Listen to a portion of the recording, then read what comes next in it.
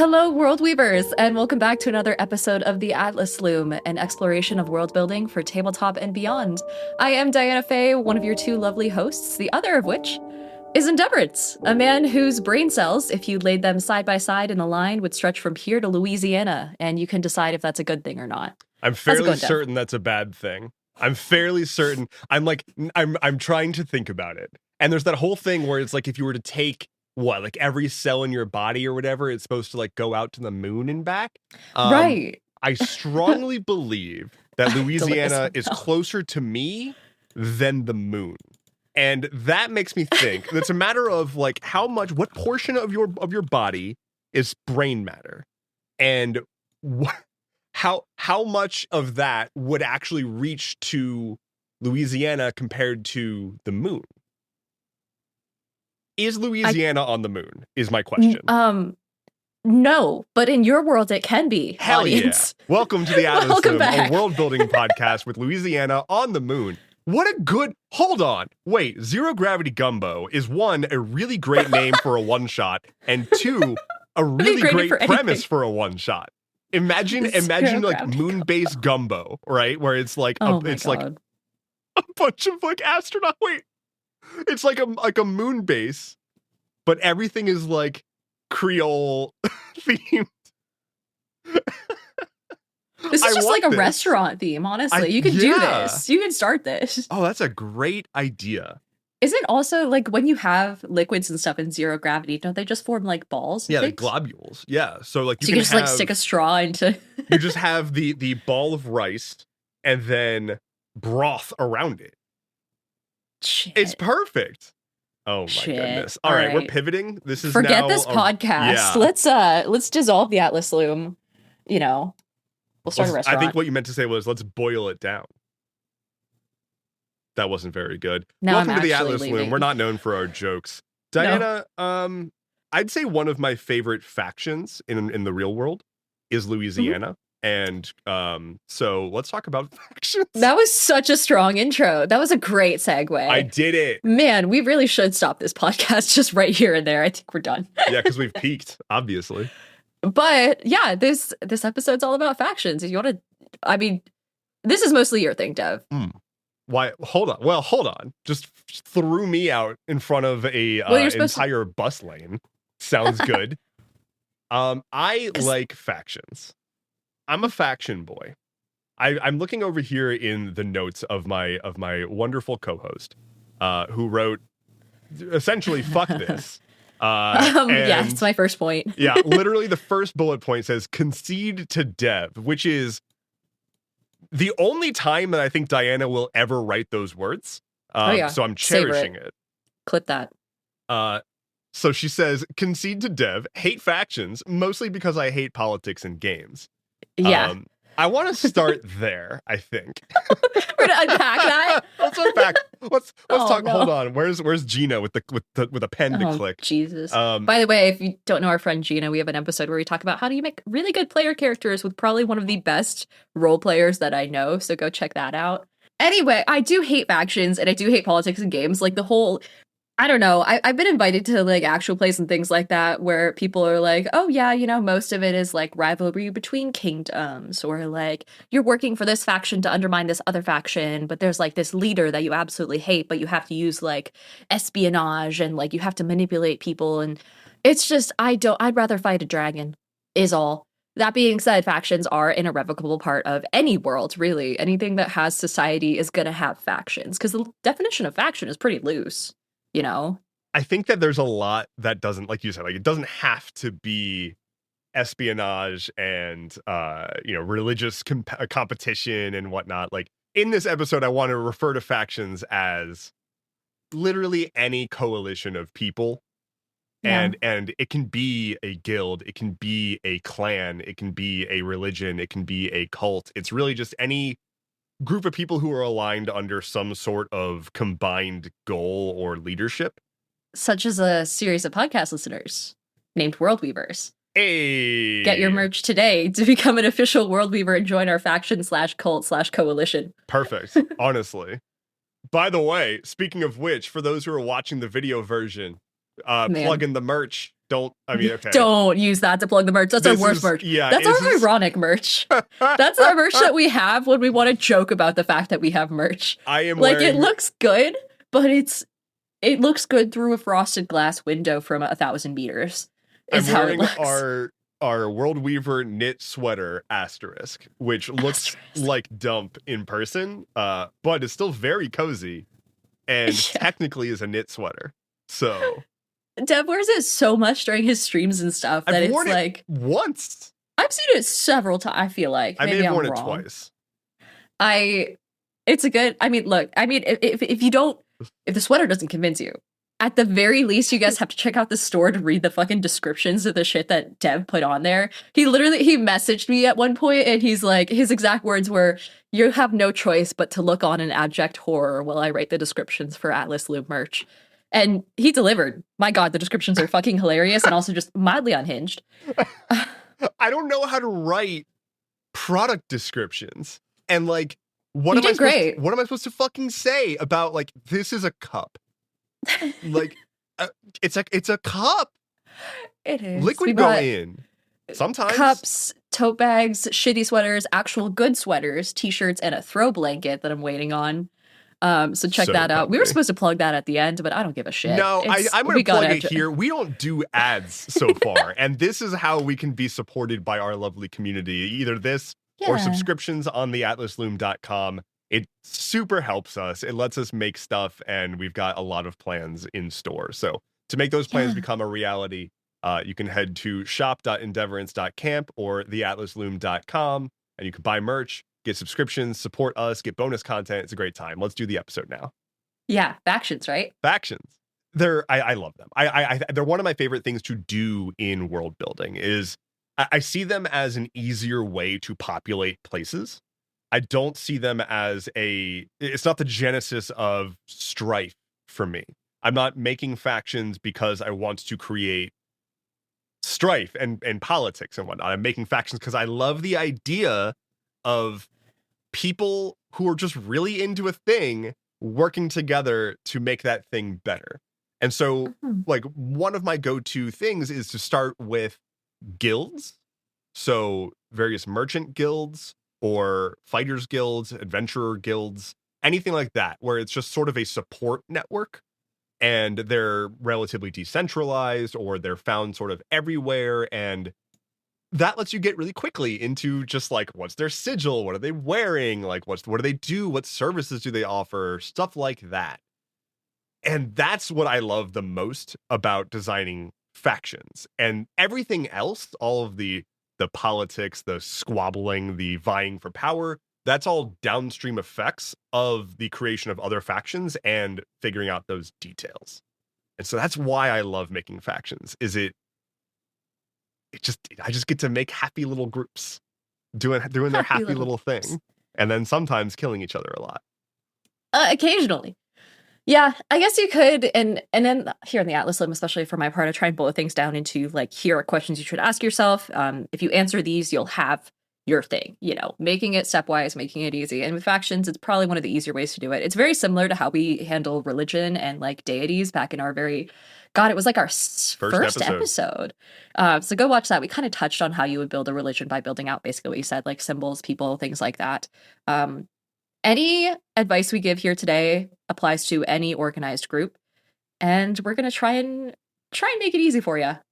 I'm going to start, as I usually do, with an example of a thing that got me into wanting factions and everything anyway, which would be the Elder Scrolls franchise that has they love their factions there. They're big on factions. I mean, they've got all the different guilds, and again, great place to start is just to take just a wholesale clone guilds from their world. You've got your Assassin's Guild, your Thieves Guild, your Fighters Guild, your well, I guess the Skyrim, Mage College. Yeah, the Mage College, and Skyrim had like the vampire big one. Three. Yeah. Oh yeah. Yeah, the Dawn one. Guard, and then also in Skyrim the Fighters. Spoiler for the video game a pretty small indie game made by an indie developer named Todothy Howard. Skyrim's Fighters Guild is also like secretly the Werewolf Guild, which is kind of rad. Yeah. and almost made the Fighters Guild redeemable in Skyrim, but still not the best plotline. Getting off Yeah. to I could Scarlet Brotherhood do was way cooler. an entire second podcast criticizing what kind of game Skyrim could have been if they did more with it. That's what mods are for. Yeah. That's what sitting around and spending 300 hours on Vortex and Nexus is for. And not actually playing you spend the game. 300 hours on Nexus, and then you launch the game, and you're like, but it's still Skyrim, and so then you go do something else. Yeah. No. It's really pretty now. Yeah. But my God, if I hear the name fucking Rorikstead again, I'm gonna. Rorikstead. I'm from Rorikstead. Hey, you. Jesus. Yeah. Picking just some the big boy factions, right? The big boy guilds that are your the presences of these features of society, the underbelly of society, the protectors of society, the learned ones. Those are your big faction directions.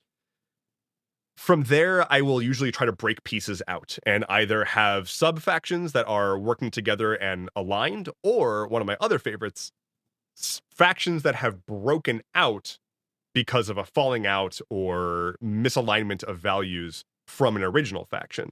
Maybe there's the Assassin's Guild, and there is an argument among leadership about what kind of contracts they are willing to take. Maybe one is no holds barred. We take all contracts. It does not matter. Morality doesn't apply here. We are an Assassin's Guild. We are doing business.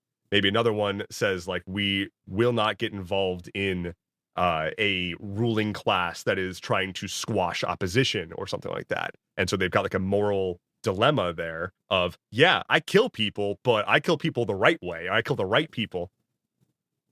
You can have them break off, and suddenly you've got two rival guilds that may, one, be vying for those contracts, and two, trying to rid the world of each other's existence. I love factions. I fucking love factions. They're so much fun. It's taking all my effort not to go into the John Wick universe again. Go ahead, dip in. No, I don't want to. How often it's taking up so much fucking airtime on this goddamn podcast. I can't. They should be paying us. They should be paying. John Wick himself, Keanu Reeves, should be. When are we having him on the podcast? Next week. Okay. Sounds good.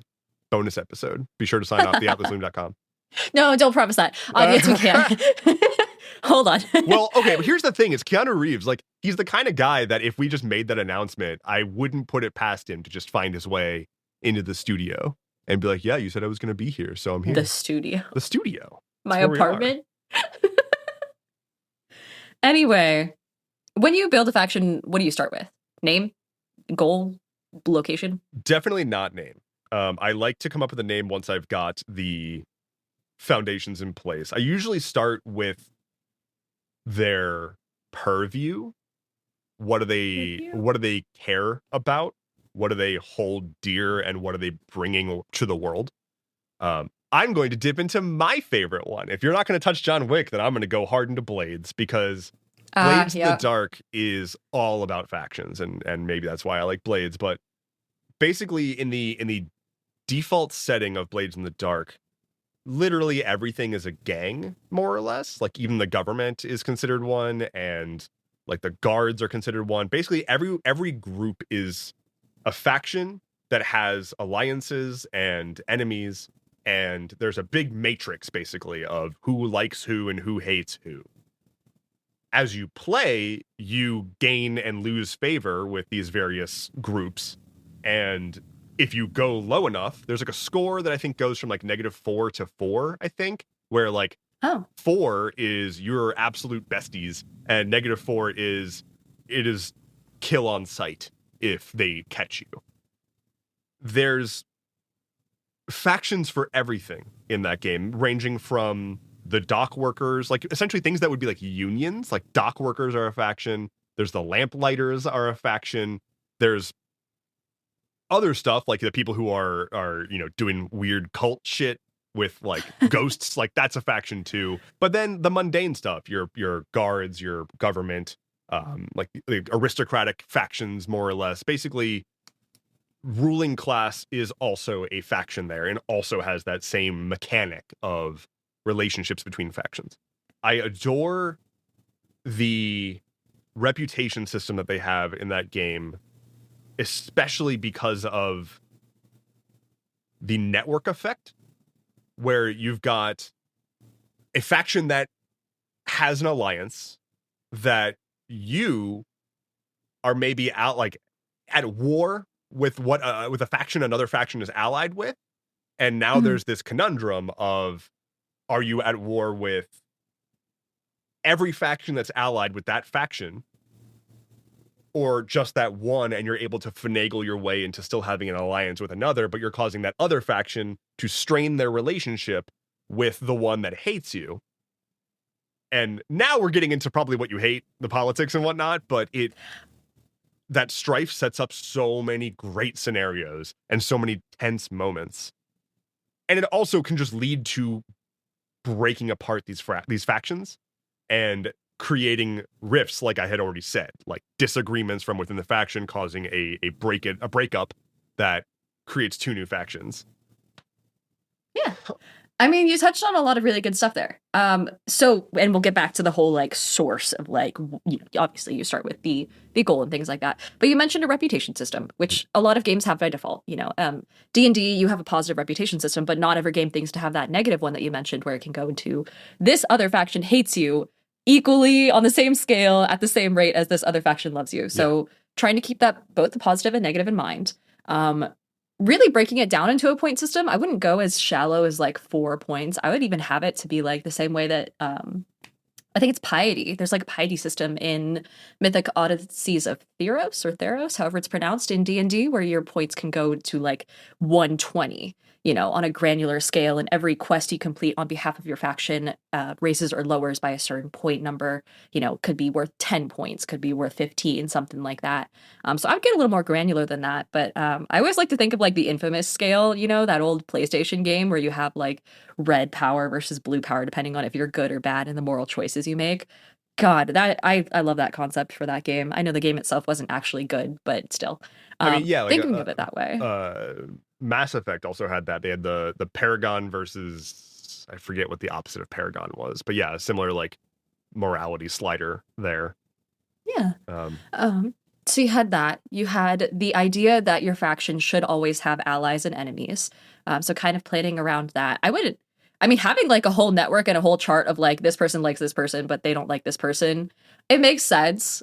I wouldn't say you need to get that granular if you don't want to, even just having like one or two allies and then enemies in mind, but also keeping in mind why they're allied with that group and why they're enemies with that group. Like, is it a historical, like, full on this enemy group like destroyed one of our bases last week and now we're at war with them? Or is it like, oh yeah, the two factions are just controlled by twins and they hate each other and they're trying to outdo each other and that's why they're enemies?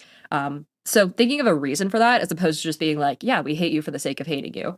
Same with allieships. Maybe the guilds that runs the hospitality services in a certain part of your country are allied with the merchants guilds because it's beneficial for supply and things like that. So just like a quick 1 or 2 reasons, getting that jotted down, amazing, and really helps flesh out your world. There was one other point that you made that I wanted to touch on, but I cannot for the life of me remember what it was. I forget every word that I've said the second that I've said it. So, Perfect. so you mentioned the -4 to 4 scale. I agree that there's definitely room for more granularity, and like whatever scale you want to use, you should use. Don't limit yourself to, literally, you can change the rules to whatever. Yeah. I really like the -4 to 4 scale because each one of those is like a step, and it kind of just lets you give each number a definition where, 0 is I don't care. +1 is you seem cool. +2 would be like, I'm keeping tabs on you. 3 would be like, we're working together, like I've got your back. And 4 would be like, you were my blood. Mm. And on the opposite, like you've got, just the inverse of that. Each step is just like, I hate you more, I super hate you, I'm gonna fucking kill you. And that's a bit of an overview. Having those large steps, I find, makes it easier from a running the story perspective to glance at the number and know exactly how it should be going. Having a big range, while that gives you really good granularity. In the moment, it's a little bit harder to look at, two factions, large numbers, and know exactly like what a 32 versus a 41 is going to be.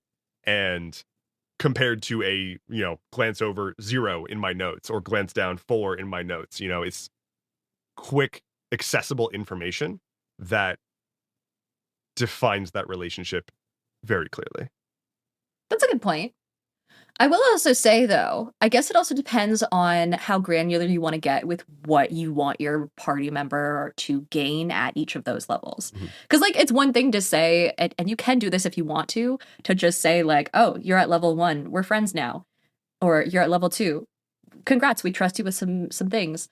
You have to know exactly what that person gains out of it. Like, do you get access to more equipment, a fence if it's a thieves guild, or like access to nobility? Do you have new quests that you couldn't unlock before when you were at that level? Do you have access to safe rooms? Can someone get you in and out of a city under the radar if you need to? Will someone bail you out of jail if you get stuck in jail? Do they just straight up give you magic items and equipment and allies and henchmen? Do you get a full-on piece of property somewhere? Especially if you think about it as like a political type thing, or if the guild that you're working for is some sort of government entity, maybe you get granted a title, and fucking titles are cool. Holy shit, we haven't talked about titles, dude. Having a cool title, oh my god, that's something everyone should do in their game. Because, like, right, being called fucking Arafine Lyodel is one thing in your fantasy game. That's a character I'm playing. But being called Arafine Destroyer of Worlds, or like, Conqueror of the Emerald Forest or something like that. So give your players fucking titles. They'll love it. It's a good time. It really is. And here's the thing. I've been nerd sniped just by this entire episode, and then also just like what you just said. But like, here's a thing. I didn't mean to steal your nerd. No. It's fine.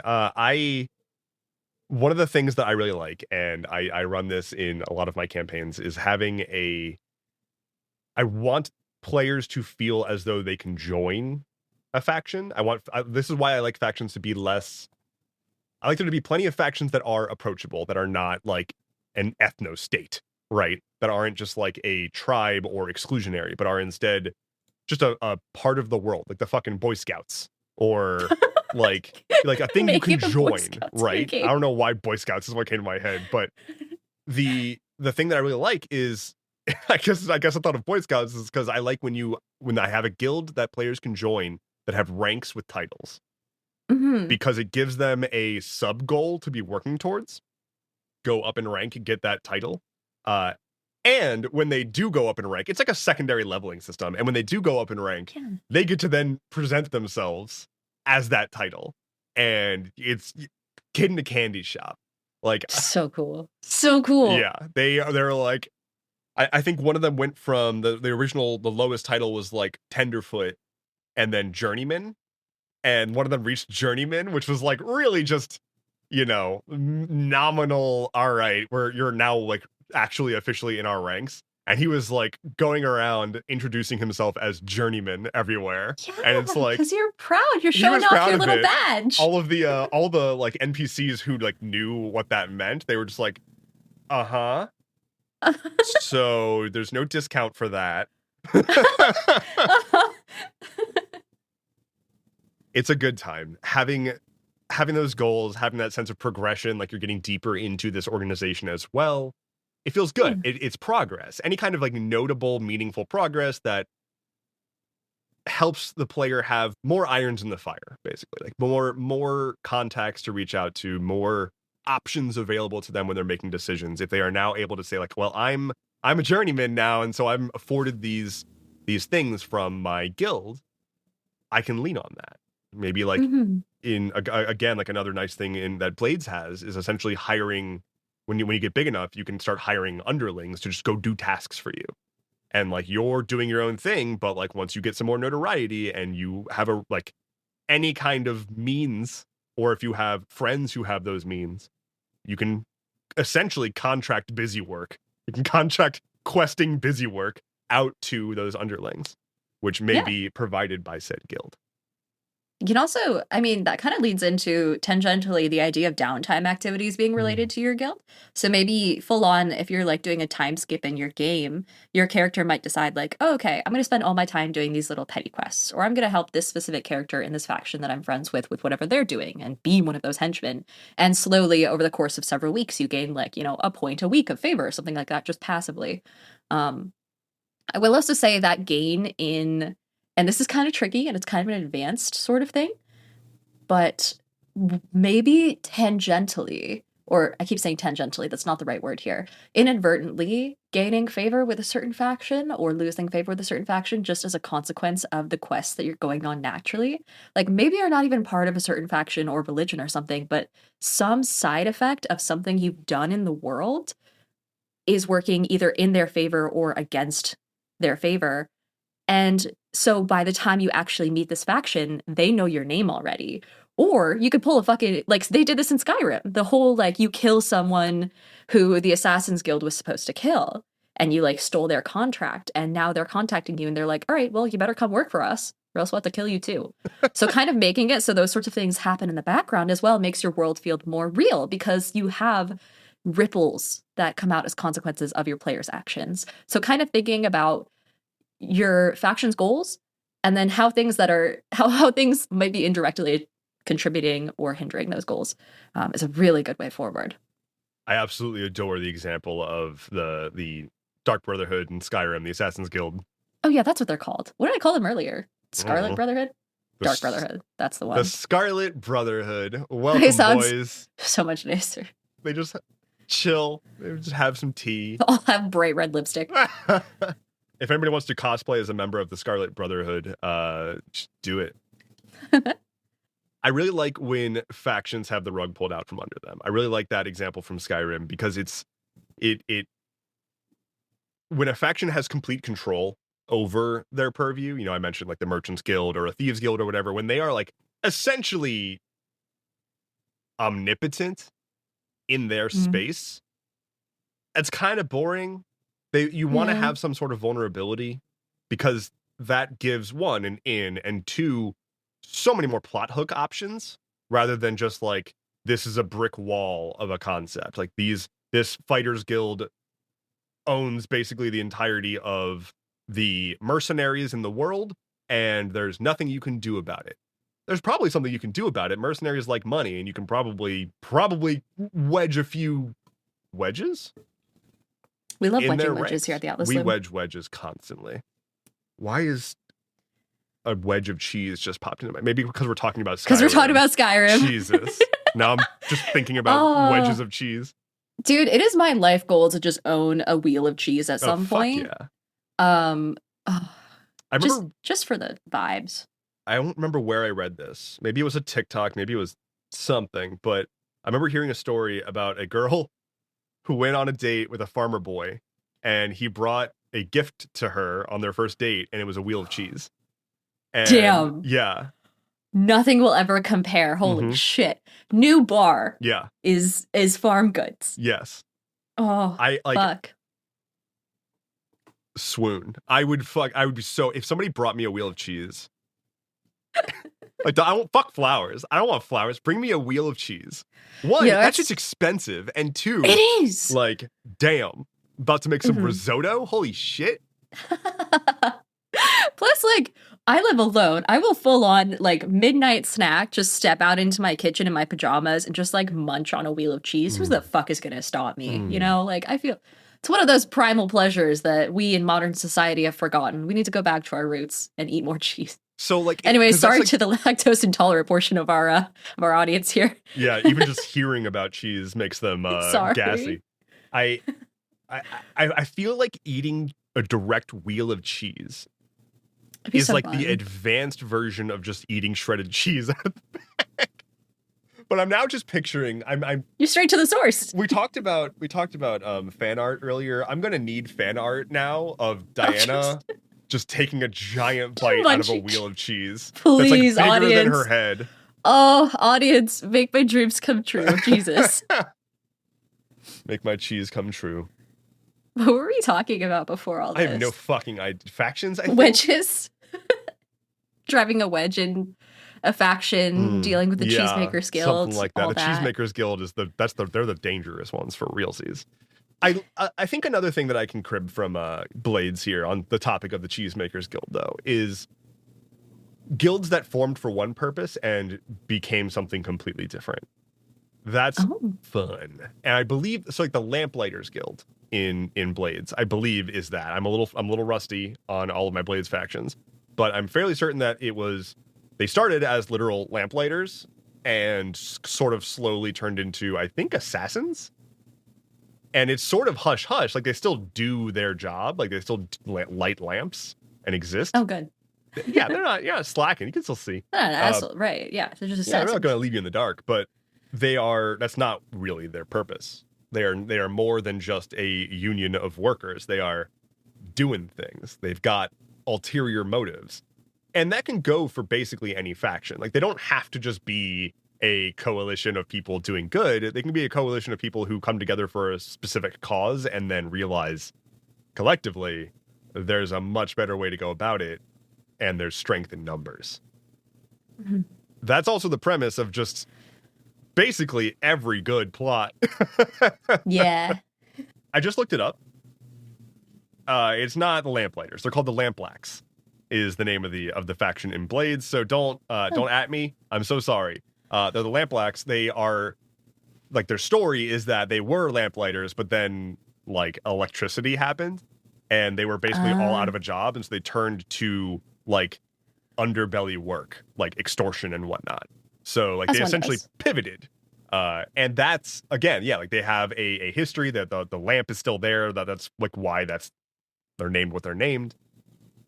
But you have an organized group of people with a skill set and are very knowledgeable of all of the streets, specifically at night. And suddenly they're all out of a job. What happens to them? They become a new gang with a new purpose. Metamorphosis. We love it. Big words. I will say that does remind me of another point I had with regards to, I think, something that might actually be called the Lamplighters Guild, or also a separate thing from a separate universe. I mean, Or Lamplighters maybe, just a fun term at large, I would yeah. say. Um, Kind of getting into another point that you should think about when you consider a faction is how do they communicate with each other when they're not in the same room, across distances, and then also across time. So the lamplighters that I'm thinking of, that I've heard an example of at some point in time that I cannot remember where it came from, are a sect that will light or douse certain lamps in the city, depending on messages that they're trying to convey. So that's their secret code, is whether or not something is lit. Um, Taking that is a really good, very simple starting point for communication. You also have the concept of going back to Skyrim, for example, the Thieves Guilds. They had those little marks and those symbols that they put around on different buildings and things like that, that would let the player know, like, hey, there's a secret door here, or this person's wealthy, or this person's immune, stay away from them. That in and of itself, not only does it work into things like your characters having some level of competency within the guild, so you can give them like a little cheat sheet that's like, hey, if you ever see this, here you go. Like you have this knowledge now, use it. But also like if they come across one of those symbols randomly, they'll know like, oh my God, bonus area is here. Or, oh, we shouldn't do this quest anymore. My guild hates these or like really loves these people and is trying to protect them, and they'll hate me if we take on this quest. So kind of giving that player secret info that is related to their faction membership is really cool. And there's a bunch of different ways you can do it. Druidic and Thieves' Cant in D&D don't actually have rules surrounding them, but there's definitely a lot of supplements that people have made, like homebrew versions of Thieves' Cant and Druidic and things like that, where you can actually translate sentences and give your players like a codex and have them again have that special info, make them feel a little special. There's also a concept that I saw online once about, I think it had to do with a guild that was a mix of druids and rogues, or some such guild that communicated through bouquets of flowers. And they would send messages by putting different flowers into the bouquet. And depending on, different flowers had different meanings. And depending on how many notches were cut into the stem, or how many leaves I think were taken off, that would have certain meaning. How long the stem was had certain meaning, conveying different numbers and things like that. So fucking cool. So kind of thinking about how people communicate with each other when they're not directly around each other is a good way to give your faction personality. I want to talk more about the Skyrim thieves guild symbol thingies, like one, that's a real world thing. Like that's based off of like actual groups in real worlds who in the real world, maybe there's multiple, we don't know, who have come up with just like vague symbols to mean things like this is a safe space, this is whatever. I love that so much, and I love having any kind of consistent tell of you, like, you know, they're not putting it on display, but if you know it when you see it, you know it. To identify yourself as a member of something. So especially with not super savory factions, like factions that are not trying to be out in the public, or if you're like a, I don't know, merchants guild that has some of them are in like a sort of inner circle or have connections to an underground market that is super, super illegal, but they need to identify which merchants are chill with doing that business. And so maybe they'll have a specific sconce in their shop that is like, you know, has some sort of filigree on it that if it's a certain swirling direction, then yeah, they're a member. And so you look for that, and if you see it, you know it. Much less intense and hidden would just be artwork on the wall that is of either a portrait of someone or a specific, like a very specific castle or landscape that doesn't exist. And so there's no reason you would actually have it. And the only people who would have that exact painting are in the know. That's cool. Yeah. So you have no, you know, no suspecting person that would come through would see a painting of a castle and be like, that's suspicious. But if you know exactly what to look for, maybe that castle has a very specific flag that's a specific shape and color, then you know that's the correct real one. Definitely did not steal that from Animal Crossing, of all places, where it's not exactly how they use it, but in Animal Crossing, there is a shady art salesman, and whenever he's in town, he typically has like one, like multiple pieces of art for sale, and one is real and the rest are fake. And they're all real world art things, but you have to look for, you have to identify the wrong versions of them. So like the Mona Lisa might be like looking up to the side instead of straight ahead. And like you have to just look at the painting itself to determine if it's real or fake. Fucking hilarious. Yeah. But like that's where I got the inspiration for that. Can come from anywhere. Yoinking. The all-powerful tool. Watch that episode too if you haven't. It's probably one of our more useful ones.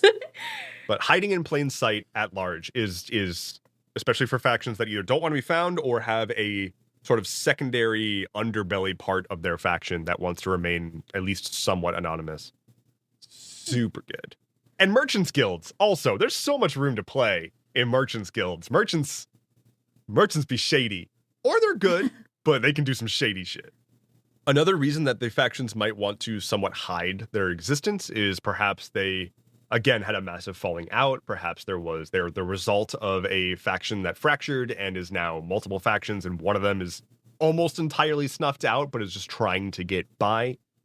Factions can fall apart, and often they don't completely get eradicated. They fall apart and just have vestigial groups that are either trying to stay alive, trying to keep the dream alive, or just trying to archive that history so that it may happen again someday. It doesn't need to be that your faction is this big world-spanning group that's got eyes and ears everywhere, and you got to look for the signs. It really could just be we are the last hope of something that hasn't really been around for 20, 30, 40, 50 years, but this house still believes. Speaking of like global guilds and different sizes, the size of your faction and the spread that they have, the reach that they have, should also be something that you have nailed down. Probably one of the more concrete points that you should know when you build your faction, because it could be anything from something that operates within a very specific city that is trying to grow, or maybe they're not, maybe they're just in that city for some particular reason because that's where they're needed, to something that is regional, you know, operating in the western side of a country, or maybe they're countrywide, or maybe they're continent-wide, or maybe they're global. Thinking about that will also implement kind of like, it'll influence the way the hierarchy looks. And I'm going to make this little triangle symbol here instinctually because it's more or less going to be a pyramid, right? Kind of the same way trophic levels are. You're going to want to make sure that however big your faction is, the biggest portion of it belongs to the grunts, the people who are the basic level trainees. For people who are This is not zoology majors, do you mind defining trophic levels? Oh yeah, so the trophic pyramid is basically like it's how you describe energy flow and like energy distribution in an ecosystem. So like how if you think about the total amount of biomass that belongs to plants, and then how many plants it takes to feed an herbivore, which means that, for every, let's say, I don't know, 10 billion blades of grass that feeds one cow. So you're going to have, like by default, less cows than grass. And then it takes a certain number of, predators like wolves to eat, a certain number of cows to feed a certain number of wolves. And that's always going to be more cows are necessary to feed a wolf. So that third level is going to be even smaller than the number of cows. And then as far as whatever eats wolves, I don't know. What eats a wolf? Bigger wolves? It's going to be even less bigger wolves, even less apex predators in a system. A guild and basically any sort of group is going to be built the same way, where the most of you people are going to be in that base level. Slightly less of them are going to be at that second level that commands the first level or is slightly more experienced or is training them. The third level might have like all the intellectual leaders of your group, the people who hold all the lore, who are the the quest givers, who are the quartermasters, things like that. Above that might be the people actually making decisions, and maybe there's only a handful of them for someone who's like, for a group that's only regional. And then, of course, maybe one leader. Now, if you're scaling it up to like a global scale, you're going to have thousands and thousands of people at that base level, and then maybe like 50 leaders who are scattered across the globe. So kind of scaling up these amount of people in each of those levels based on how big the faction as a whole is. Because you don't necessarily have to have one leader. If you're on a global scale, you probably can't have one leader. You're probably going to have a coalition of several. So that's a very important thing to keep in mind, because your players are going to want to climb that ladder. And so knowing what that ladder looks like and who's there and how many people are at each level is something you should probably have written down somewhere. On the topic of leaders, well, for one, we should talk about leaders. But for two, each faction typically, and there's definitely leaderless factions, but as you're building these factions, alongside of them, building their leadership NPCs, very fun, and also helps to shape the general just power dynamics in your world. My favorite faction in one of the worlds that I'm working on has 3 leaders. It's not one leader, it's three people who are on the same level as each other. That opens up a lot of fun opportunities for largely either they can get along, or one of them is going for a power grab, or one of them sees themselves as the de facto leader of the leaders, and that can spark deep fractures into the actual faction. Now, that's not happening in my story, but it can. It might. It depends. As I'm building out these factions, as I'm thinking about like, okay, like we've got the merchants, we've got the fighters, we've got the whoever, putting people at the heads of these factions, the easiest way to go about it, I would say, is just imagine what the epitome of that faction's goal is and make that person. If it is the Fighters Guild, their leader would be some big buff warrior lady who's just going to cleave everyone in half. But it doesn't need to be that way. And sometimes it's actually more interesting to think of, why would somebody who is not a big buff warrior who has spent their entire life fighting be at the head of the Warriors Guild? Maybe they are a master tactician, and maybe suddenly you've got a Warriors Guild that, whereas most of the time you would just have to defeat them with blunt force, they're clever. Their resources are being used extraordinarily well.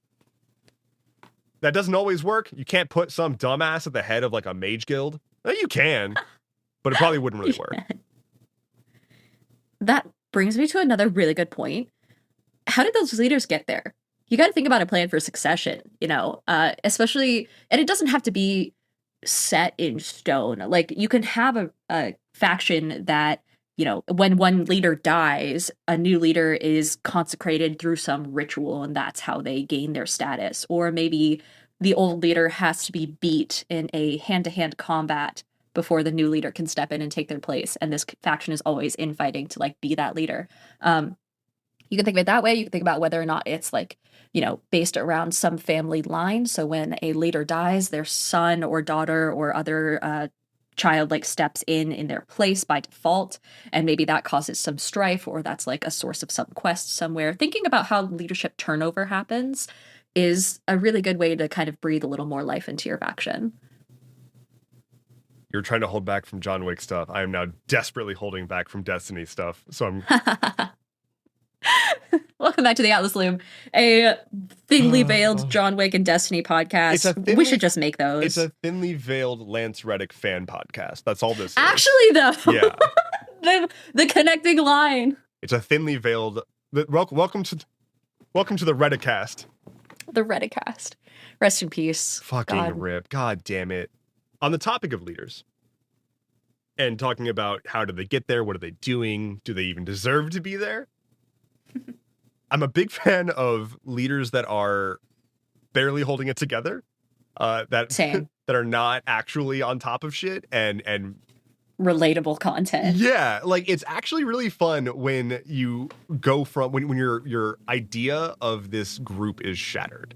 When you think that they have their shit together, or you think that there's like immaculate group, but then you're either by accident or because you've finally entered their inner circle, you just learn that it's all just smoke and mirrors or flying by the seat of their pants.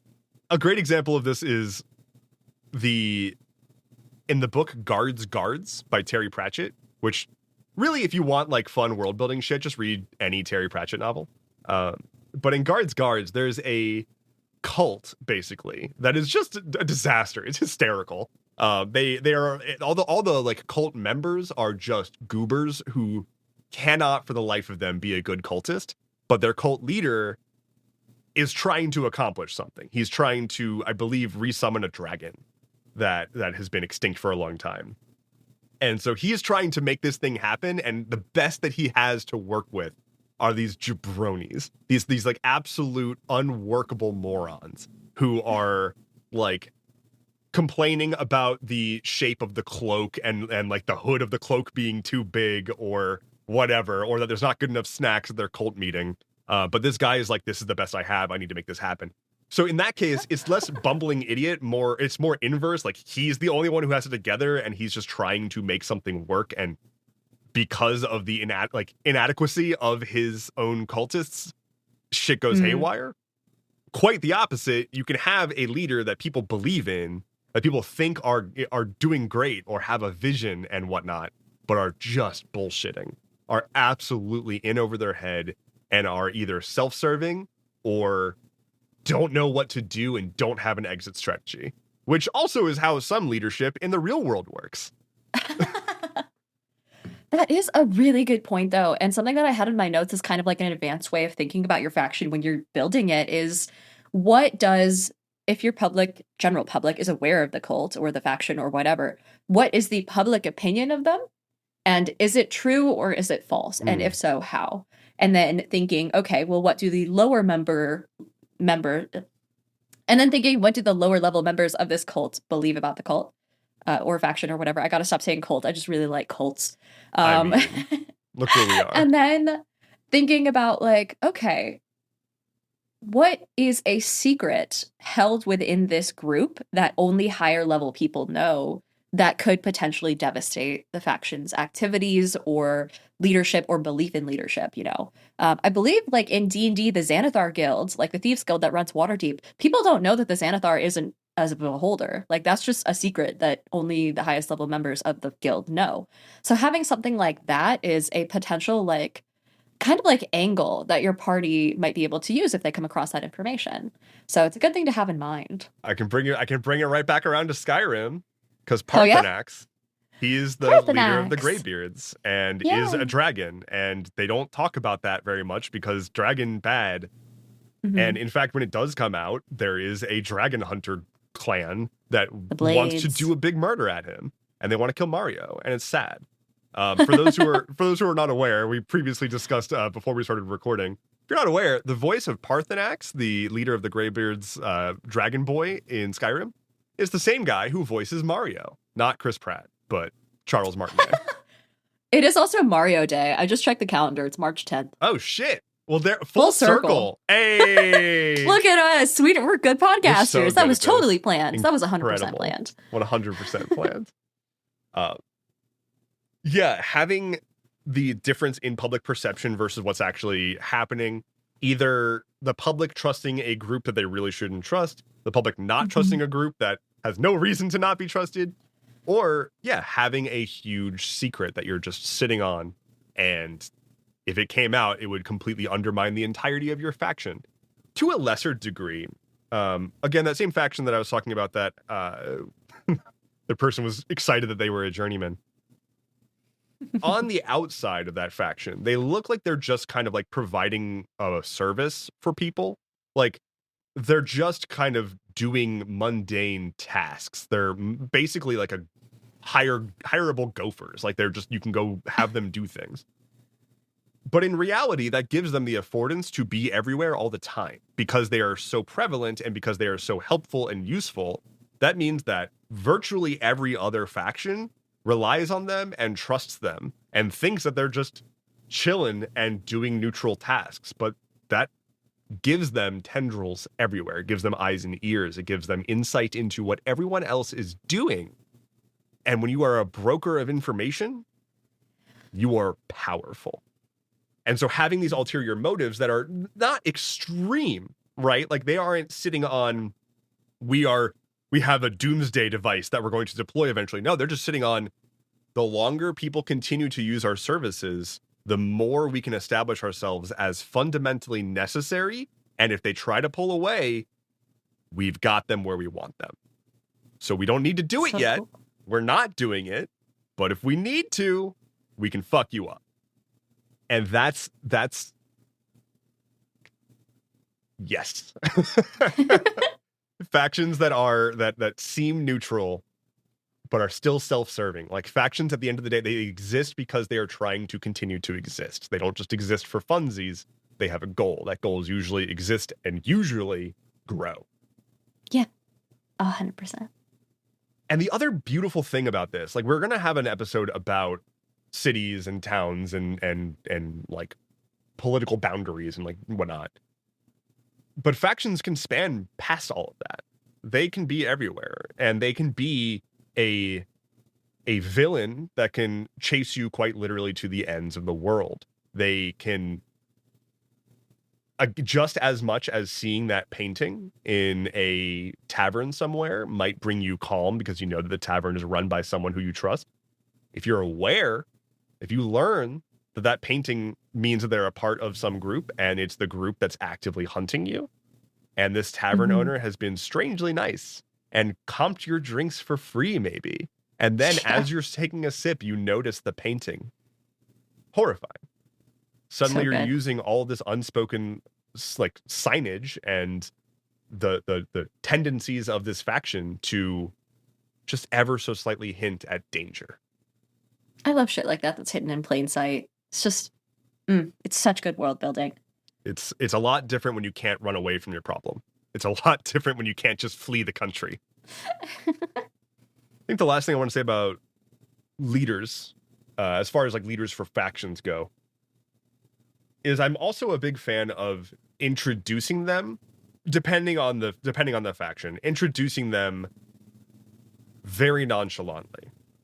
Like, if it's a merchants guild leader or a, some other relatively mundane, on the outside looks mundane, they could very much just be at some meeting somewhere. They could very much just be out and about, seemingly just a normal ass person.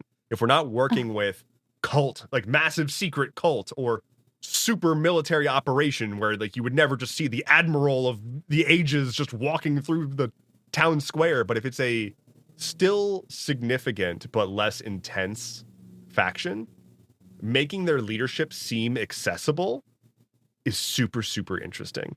One, it's a hook. Oh, yeah. It makes you feel as though you can approach that guild.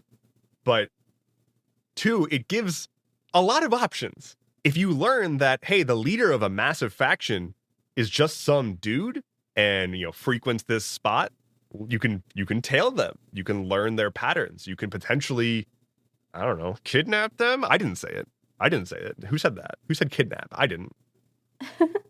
You open up the opportunity of like, look, they are just as vulnerable as anyone else. Or why are they making themselves so vulnerable? That seems a little suspicious. Either way, it opens up questions, it opens up opportunities, and it demystifies the faction quite a bit. It humanizes them and makes them feel within reach rather than some sort of omniscient power that is way out of anyone's ability to wrangle with. If you can just see, oh, hey, yeah, that person that you just talked to, that's the leader of the Merchants Guild, Stanley Merchant. That's him. That's him. Good old Stanley. Stan Merchant. We love him. He's a bit cranky sometimes, but going forward, here's something you guys can wrap up and take home with you. The full-on like lessons learned from this episode of the Atlas Loom. A doggy bag of the doggy wisdom. Bag of knowledge and wisdom, and definitely not Dinah fumbling last night to come up with things to say for this episode that she doesn't generally like to. I fucking hate factions, but when I build them, here are the questions I try and answer, right? What is their name? What is their dogma or guiding principle? What beliefs do they hold dear? What do they try and hold themselves to? Which doesn't necessarily have to be the same as their goal. A faction might have a goal of trying to eradicate a rival religion. But in the meantime, they still have like this dogma of adherence to a code or always bowing down to whoever the leader is. Kind of like those little smaller ideals that is part of their culture, So thinking about that, thinking about what happens if that code is broken, if they punish people who decide to break the rules a little bit, or if they just like full on throw them out without question, do they execute them? What happens there? Do they lose their powers for the case of like a paladin who falls out of favor with their god or is an oathbreaker? You also want to think about their symbol, something that can visually distinguish them from other groups, and also how is it displayed? Do they have a patch on their armor? Do they have like a little inscription on their weaponry? Do they have a brand or a tattoo or something? Thinking about what colors they wear. So the colors of that faction, maybe they always wear purple and black, and that's like what their symbol's colors are. And then in addition, kind of related to that is what do they wear? So do they wear robes that are purple and black? Do they have like bright yellow clothing all the time? Do they just stick to a certain range of colors? Also, what do they wear if they're trying to be incognito? If it's a faction that, they want to operate undercover, but they still need to display something that is related to their faction and like basically tells other people like, hey, I'm safe, but in a very subtle sort of way, how do they accomplish that? You also want to think about signature spells or weaponry that they use. It doesn't necessarily have to be super strict. This one's kind of optional, but I like to make it so that certain religious groups or things like that always use, the holy weapon of their god. So if they're followers of a god of harvest, for example, they all use sickles, and that's like their main weapon. Or maybe their spells have like one signature spell that they prefer to use, and it always looks a certain color or it looks a certain way flavor-wise. I've got a fun one there, if I can interject real quick. Like one of my favorite signatures from a faction was the poison that they put on their weaponry had a distinct sweet smell to it and would linger. That's cool. And so if you could smell that meant that they were here either recently or they're approaching. Yeah, it's flavor and then it's clues. Yeah. If you're tuned in, you know what to look for. Some other things you want to think about are the assets that they have, which we touched on earlier. So are there any skills that everyone in this group is particularly good at? Are they all really knowledgeable, high intelligence type people? As far as other assets go, do they have certain people that they control or have access to? Do they have like the leaders of a certain city under their thumb due to blackmail? That counts as an asset. Do they have certain knowledge like lore? For instance, with Skyrim, they have those guys that can read the Elder Scrolls. I forget their name. They're related to like a moth or something, I think, but like it makes you blind if you read an Elder Scroll or some such. But like you have that knowledge. It doesn't feel great when you do it.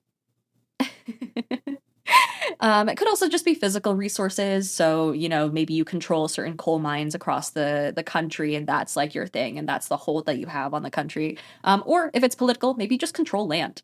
And that's your whole thing is you're trying to keep this land under your power, under your control, and you're constantly fighting for border control with other people. Maybe I shouldn't use the term border control. What's that term when you're trying to when you're trying, or maybe they control certain type of tracts of land and you're trying to make sure that other factions don't encroach upon that. It's a way better way of putting that. Another thing you can think about flavor-wise is the greetings that they use with each other. How do they recognize each other when they're incognito? Do they say like a certain key word, or do they have a certain just like phrase that they use to say? It's like, what's your fantasy version of aloha, you know? Hail and well met. Hail and well met, blessed be, things like that. We also talked about communication, whether they communicate with certain symbols or codes, and also just like day to day, how do they communicate? Do they use animal messengers? Do they use spells to communicate? Do they use letters with invisible ink? Like the actual physical means is also something that you could think about. You also want to think about, like we talked about, the names for the different levels in the hierarchy, how big the group is, and so how big the overall hierarchy is, that little pyramid we talked about earlier. The different titles that you could gain as a player as you go up in rank without thinking about like, you know, because there's the leaders themselves, you know, you could have someone who's the high priestess or whatever, but like everyone at their level is considered like a council member or something like that.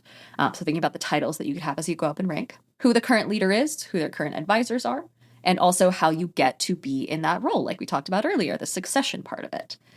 And then, of course, the real big one is what does the guild do for the player? Because if your guild isn't doing shit for the player, even as an enemy, not even just as an ally, but if they don't have any impact on your players at all, why are they there? You know, you really want to breathe life into them by making sure that they provide something like friends or allies. Or maybe if you're a part of this guild, you get room and board. You have access to info, to secrets. You can go shopping for things that you can't otherwise get in this country. You have fences. Maybe this gives you connections to people who are outside the faction that you wouldn't normally be able to talk to, or you can get an audience with a certain person. Maybe they move you in and out of cities under the radar. They can bail you out of jail, or maybe you gain automatic entry to events and things like that that are exclusive to that guild. And then, of course, if you want to get real fancy with it, you know, for a bit of extra credit, you can think about what secrets that only the top members of this order have. So something that could destroy the guild if it got out. You also want to think about maybe what their weaknesses might be. If you have their assets, what do they lack? What do they want? Thank you, Diana. That was a lot of really wonderful questions. Super appreciate it. And speaking of wonderful questions, we've got some wishes to answer. As a reminder, if you would ever like to have a question answered on the podcast, you can email us at wish@theatlasloom.com. That is wish@theatlasloom.com. Send us your question. Let us know your name and pronouns so that we can talk about you and answer your question, and it's going to be great. We've got two for you here today. The first one that we've got here comes from Paul, who uses he, him pronouns. And Paul asks, what is the best way that I can DM for any age group? Paul has a situation on his hands where it seems like he might be doing a come on in, join the fun, children of any age, come play some sort of tabletop game for this event. How can we do that? I love that you posed this question to two sterile people who vocally do not deal with children. However, I will do my best to answer. I will preface whatever I say just with the fact that there are probably a lot of other content creators. I know I've seen them on TikTok especially who talk about this specific thing. So don't take whatever we say as gospel. Please also talk to people who actually do this. But right off the bat, my beginning advice is, first of all, look up modules that are specific to certain age groups. There are people out there who have written modules that are less mature. That might be a little less combat heavy or a little more combat heavy, depending on what your players want. And you should ask them what they want to. This goes for anyone DMing for any age group. Figure out what your players want and then deliver that. If you've got a bunch of 6-year-olds who are like, I want to roleplay as a pretty princess, you should give them that. Don't try and like mush them into a wild sheep chase type module, which isn't what they want. They're going to get bored, and we want to spark that love of role-playing and creativity. So making sure that they're invested from the start by looking for a module that appeals to them is good. I would also say do your best, and this might be difficult depending on your situation and just how many kids we're dealing with here, but try not to mix age groups. I say this as someone who was a child once, and as a child fucking hated other children, especially ones who weren't at my maturity level. And if you try and throw 12-year-olds at the same table as 6-year-olds or 8-year-olds at the same table as 6-year-olds even, really anything more than a couple years age difference, the maturity gain in those couple of years is going to make it so that they can't relate to each other, and the cohesiveness at the table is not going to be super fun. You know, you're going to have the younger ones getting distracted, which is fine. But if there are older ones who are there who don't like that, it's not going to be fun for anyone, and that includes you. Also, just be prepared to really go with the yes and thing, right? Because people are going to get distracted. They're going to want to go off the rails. That happens more often with children than it does with adults at the table, as you can imagine. And so being able to kind of like think on your feet and go with whatever story they want to tell, that always is the case for being a GM at any level, for, at all, but especially so for children. So I would just say keep those points in mind as best you can. Dev, any thoughts? 100% doubling down super endorso on what you just said at the end there. Like, I would say do less prep, right? Like, Yeah. don't try to have a story. Let them run it. Like, just let them take it and run. All you are there for is to remind them that they're playing a game and tell them to roll a die every once in a while and maybe like continue the story on their behalf.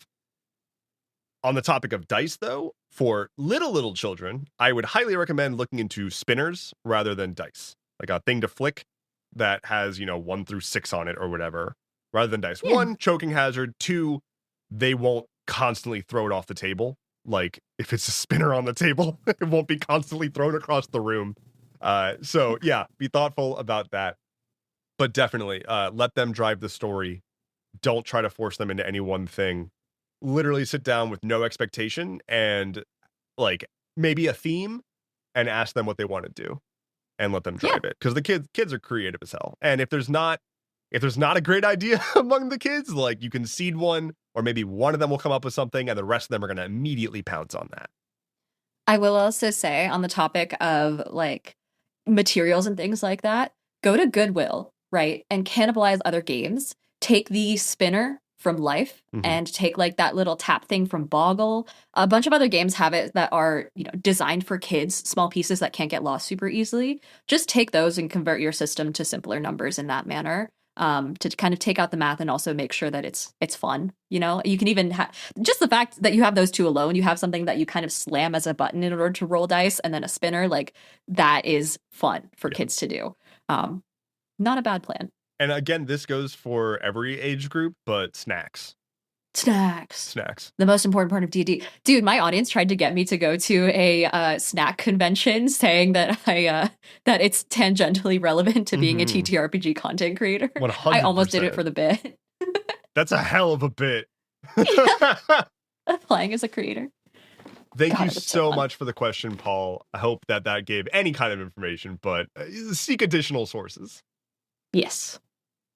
Our next question comes from Jake Astounding, who uses he, him pronouns, and says, in short, thank you for the summary. In short, how can I make a war/conflict that is far away still feel like a real threat or a real thing to my players? And should I even try to make them care about it? I mean, first of all, my initial question is, why should they care?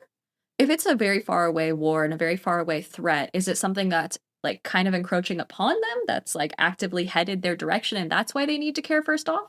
I would kind of turn it around and like have you ask yourself that question and be like, okay, well, is it story relevant or will it become story relevant? And if not, maybe don't worry about it too much, They don't have to care if it's not happening immediately. That being said, there will still be effects. And maybe that's what you should focus on in the meantime, is if there's a war happening in a different country, and you can think about this in terms of what happens in real life too, how is it affecting this country or this region? Perhaps the things that country normally supplies is no longer available.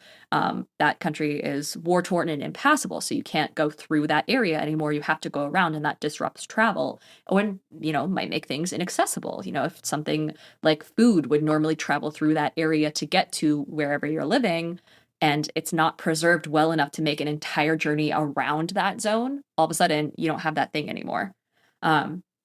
That'd be a good one. If you really want them to care, you can also integrate it into their backstory a little bit. Maybe one of your characters was an ex-soldier, or they have a soldier background. And you can make it so like they have personal investment because it's their friends, family, brothers, whoever, ex-partners, something like that are involved in the conflict. And maybe they're getting letters every now and then from the front lines. Or maybe they might get recalled, kind of like brought back in to fight in that war. On a similar note, you can also maybe make it so that the war is fought over a value that one of your players holds dear, and maybe they have like certain opinions on one side of it or the other. Like it is related to them by their virtues or their ideals. So kind of integrating things in the world in with your players' backstories is a really easy way to kind of make any player care about anything.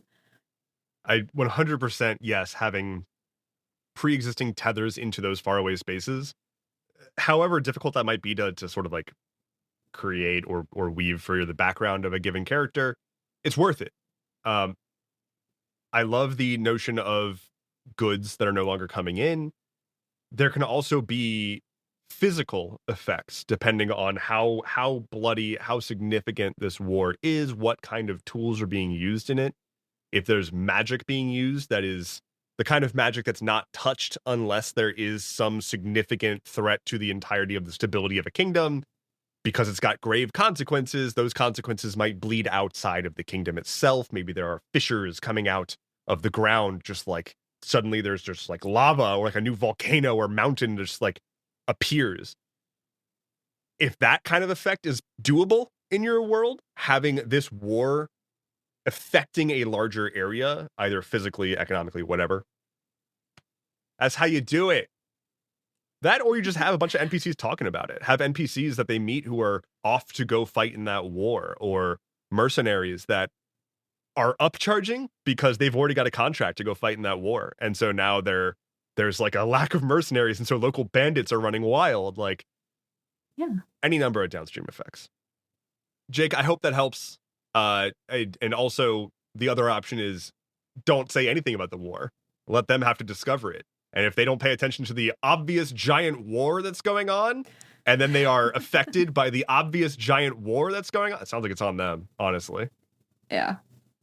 Thank you again to everyone who submitted today. Once more, if you guys are looking to have some questions answered with regards to mechanics, world building, anything along those lines, even if it's above the table stuff, you can let us know and we will do our best to answer in an episode. Again, you can send those into wish@theatlasloom.com. That's WISH at theatlasloom.com.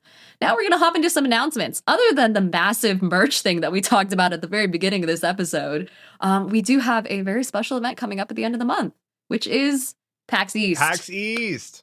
Dev and I are going to be out to Boston here in a couple. God, I think like when this episode comes out is going to be, we're going to be there later that week, right? Yeah. Crazy. We're going to be wandering the con floor. We don't have a panel for the Atlas Loom quite yet, but if you see us wandering around, regardless, feel free to come say hi. We'd love talking to you guys. On those same lines, whenever we go to a con, we do try and do a little Gilded World Weaver exclusive episode where Dev and I sit down and debrief about how certain events went. We did one for PAX Unplugged, which for the Gilded World Weavers who didn't see that, you can head to the website and see that right now because it has been up for quite some time. Mm-hmm. And we'll try and do one for PAX East as well. So check that out. If you're not a Gilded World Weaver yet, you can unlock that for $5 a month on our site or $50 a year and gain access to everything that we've done as a bonus episode retroactively. So just at this point, probably hours worth of content that is mostly Dev and I just riffing and just joking around and having a good time. So check that out. Thank you guys so much again for listening. I have been Diana Faye, better known as Diana of the Rose. I'm a TTRPG content creator over on Twitch and TikTok, teaching people how to do better as DMs, as players, how to get into games for the first time, how to use DIY sort of skills. It's kind of like a short form version of the Atlas Loom, if I'm being fully honest. So I am at Diana of the Rose on all platforms. You can also check me out as an actual play performer. And hopefully the past and future co-host of this here podcast. I certainly hope so. Please don't fire me. I can't. I'm still not your boss. How about you, Dev? Where can people find you? Hello, my name is Endeavorance, also known as simply Dev. You can find everything that I do at endeavorance.camp.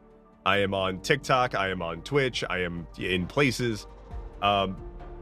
Recently launched the merch store, shop.endeavorance.camp. You can find my merch as well as Atlas Loom merch there. There's a lot of fun stuff, more stuff over time, so check out often. Thank you all so much for listening to this episode of the Atlas Loom. Our paths will cross again soon, but in the meantime, keep on weaving your worlds. Bye-bye!